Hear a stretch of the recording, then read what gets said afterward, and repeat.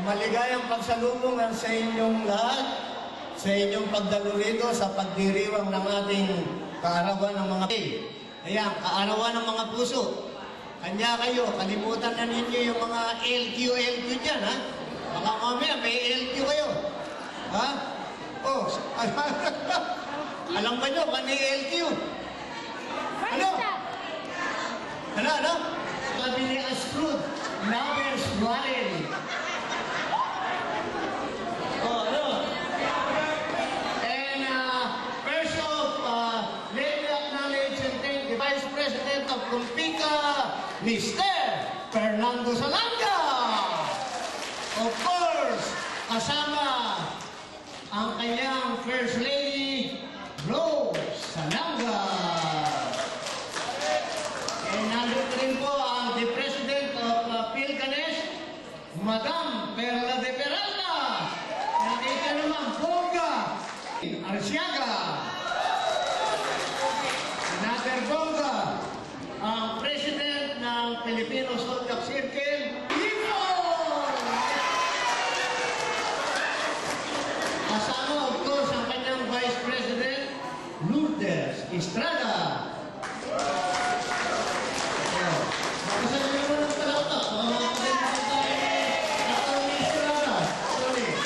And nandito rin po ang President ng FABC, Ilipa. Ha? Hindi pala kasama, of course, ang kanyang the first gentleman, Vice President din po ito ng PhilBets, si Ternel Chopino Garcia.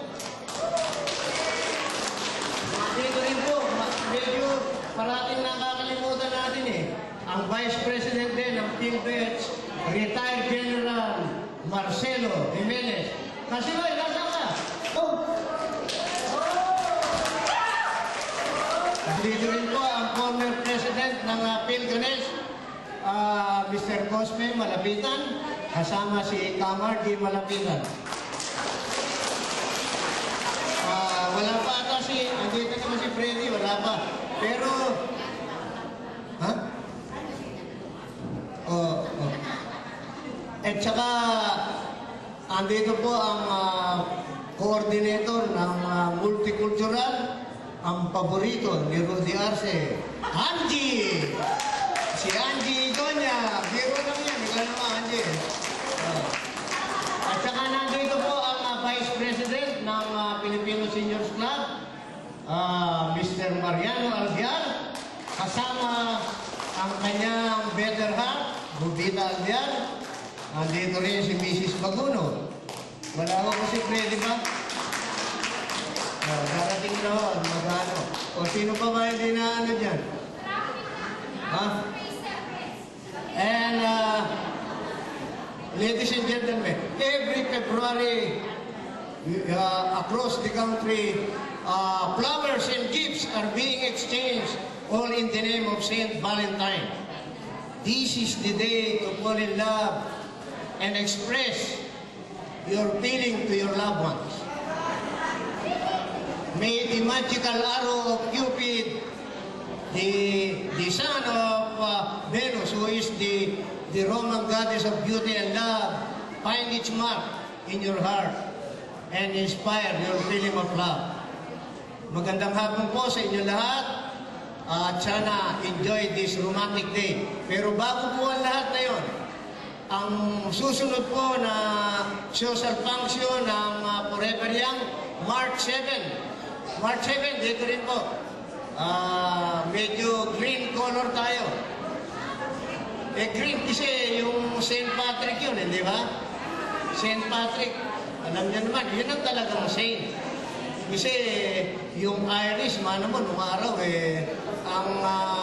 ang sinasamba nila ron, yung mga anito, paganism yun na-convert niya lahat sa Christianity.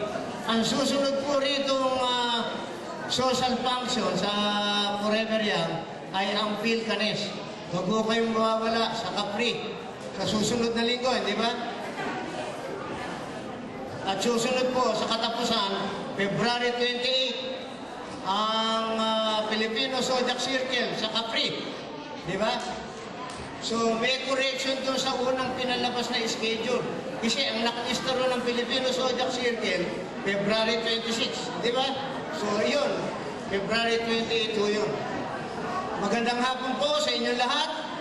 Ako po ang inyong best friend forever.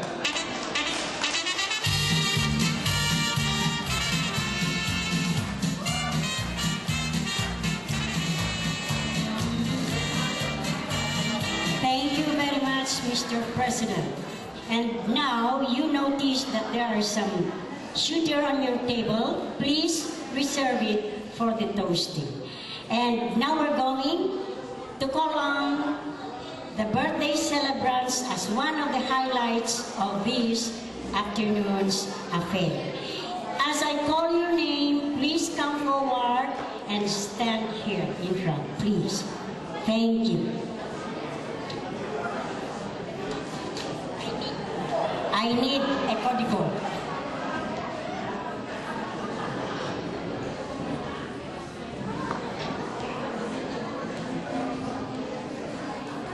Esme Almeron.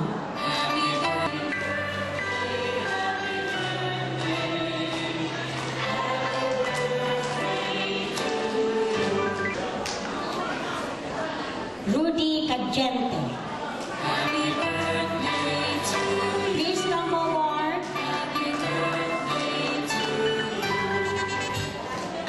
Kaide. Mario Baksafra. Eladio Cruz. Jenny Lactao. Carmelita Herosa. Joby Bugayong. Clarita Tibayan.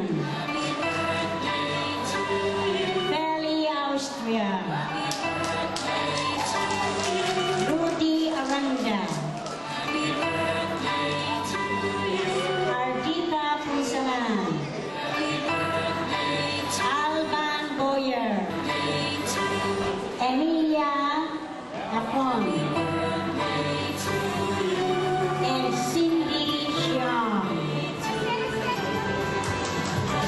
May we give them a big round of applause.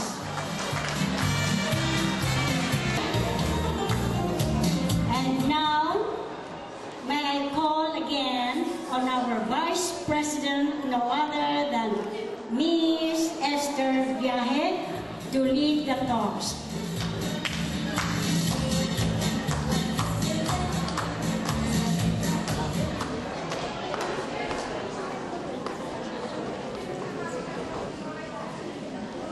Hello, good afternoon.